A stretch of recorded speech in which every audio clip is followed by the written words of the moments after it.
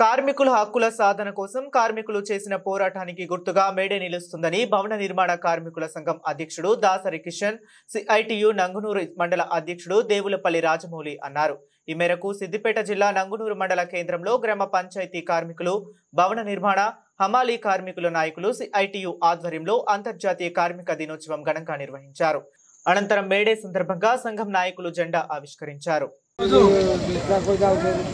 ప్రపంచ కార్మిక దినోత్సవం సందర్భంగా నంగునూరు మండల హెడ్ క్వార్టర్లో ఈ కార్మికులందరూ అంటే అన్ని రంగాలకు సంబంధించిన కార్మికులందరూ ఈరోజు సిఐటియు జెండా ఎగరవేసి ఆనందోత్సవాలు జరుపుకున్నారు.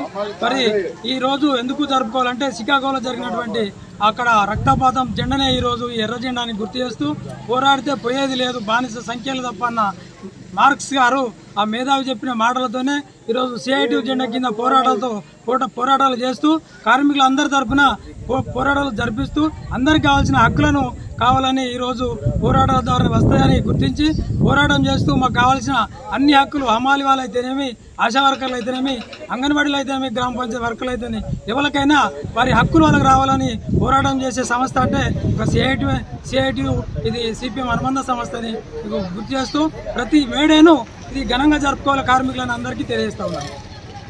139వ మేడే సందర్భంగా నంగునూరు మండల కేంద్రంలో ఘనంగా జెండాలు వేయడం జరిగింది.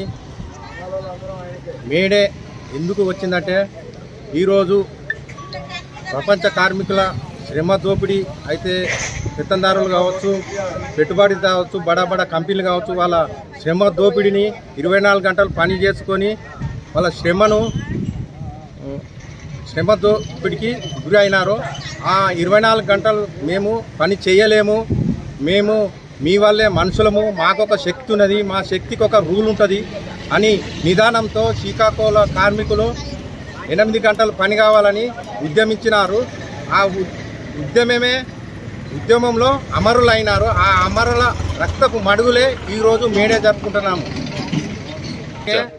ఈ భారతదేశంలో కానీ ప్రపంచంలో కానీ కార్మికులను చిన్న చూపు చూడకుండా అభ్యున్నతమైన ప్రభుత్వము చూడాలని ప్రతి